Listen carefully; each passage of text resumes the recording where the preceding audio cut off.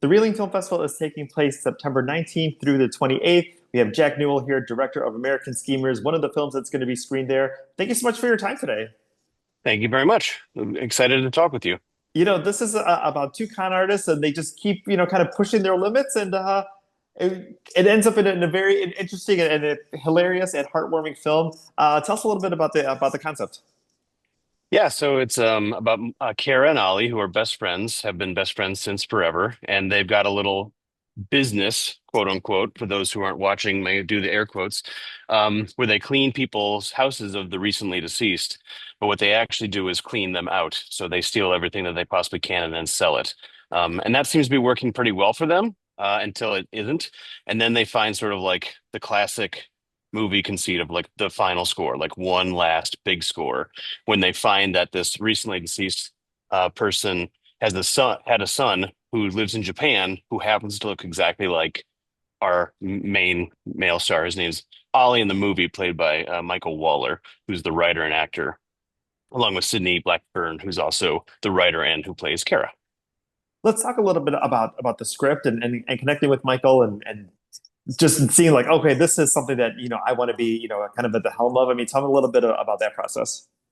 Yeah, so Michael and Sydney were working with the producer on the film, Patrick Wimp, who's another Chicago-based filmmaker and producer and director. And they had started saying like, we're going to do this, and they asked me if I wanted to come on board, and I was like, well, let me read the script, and I did. And they're like, we want to make a movie like Dirty Rotten Scoundrels and sort of movies like this, and I was like, I'm definitely interested in that.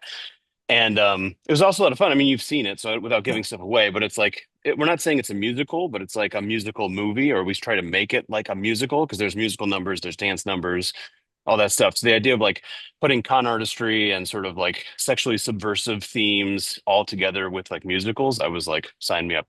I'm in. And just, a side note, I was in New York recently and got to see Cabaret. So there's a certain song that got stuck in my head for the show that I thoroughly enjoyed. I know the second because you have to get the rights to these songs, you can't just use them, otherwise they'll sue you. And when Yeah. we that was like the one we wanted, and when we got the rights, I was like, this is amazing. Like I'm so excited because I love Cabaret and I love that song specifically. So it was really great. That is amazing. Let's talk a little bit about the Chicago talent. Because obviously, it's not set in Chicago, but being able to have all this talent here and being able to show it at a festival here in our city. Yeah, I mean it's funny because it takes place in New York and then in Wisconsin at a fake island called Saint Tropez, Wisconsin. The Wisconsin stuff is mostly filmed actually. Well, actually, it's mostly filmed in Chicago as well. But we did shoot some things in Wisconsin, up in Door County on Washington Island. But everything else outside of one day of shooting some exteriors in New York was shot in Chicago. So this is people would be surprised to hear, but this is 100% written, funded, made in Chicago movie. And so we just had to be very selective. I mean, Chicago has a lot of different looks, so it's easy to do that where you can sort of give the look that looks like New York in different parts of the city. Yeah, that's a fun part too, of being able to kind of pick out those locations. Like, I think I know this place, or I think I've been to Door County. Like, I feel like, yeah. So that's always a fun thing, especially as a Chicagoan to see. Yeah, exactly. Exactly. Let's talk a little bit about that dynamic between Ali and Kara that that we get to see in the beginning, and maybe the journey that they get to go on. Yes, like I said, they started like best of friends, like the best ever. And then, as they get involved in this community in Saint Tropez, Wisconsin, of the like ultra wealthy, it starts to fracture them. And so the movie, in a lot of ways, is actually a movie about friendship. I mean, at the end of the day, which might sound quaint, but I think that's a good enduring theme. It's about a lot of things, but I think at the core is their relationship and their friendship. But they definitely go through some hard times. I mean, they fight, the whole thing, but they pull it together in the end. Like any good musical, they put on a show and they pull it together. Oh, exactly. And I think, so many people can relate to that, maybe not, may not be a significant other, but having that best friend, that ride or die, that someone who's always there with you, for good or bad, depending on what you're scheming up. But That's right. always just having that person alongside you. And I think that's going to resonate with so many people who see the film.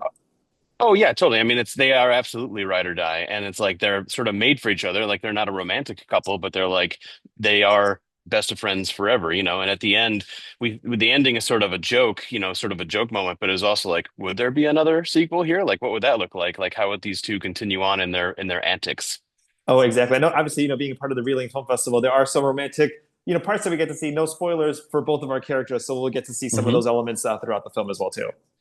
Yeah, and we wanted to deal with like heterosexual and homosexual relationships in the most like whatever way. Just like it's just these are the characters, this is who they are. It's not a thing. It's just part of like the fabric of the characters and of the film. And then September 21st is when the film's going to be screening. Some of the actors, some of the producers, help who's going to be here and what that screening is going to look like. Yeah, so it's going to be great. We're screening at the Landmark Century Cinema, right on Clark and Diversey at 2 p.m. And yeah, it should be a full house. So if people are interested and they want to come, I would suggest they buy their tickets now. And yeah, it's going to be a good time. We're going to have a lot of folks there from the film to talk about it afterwards.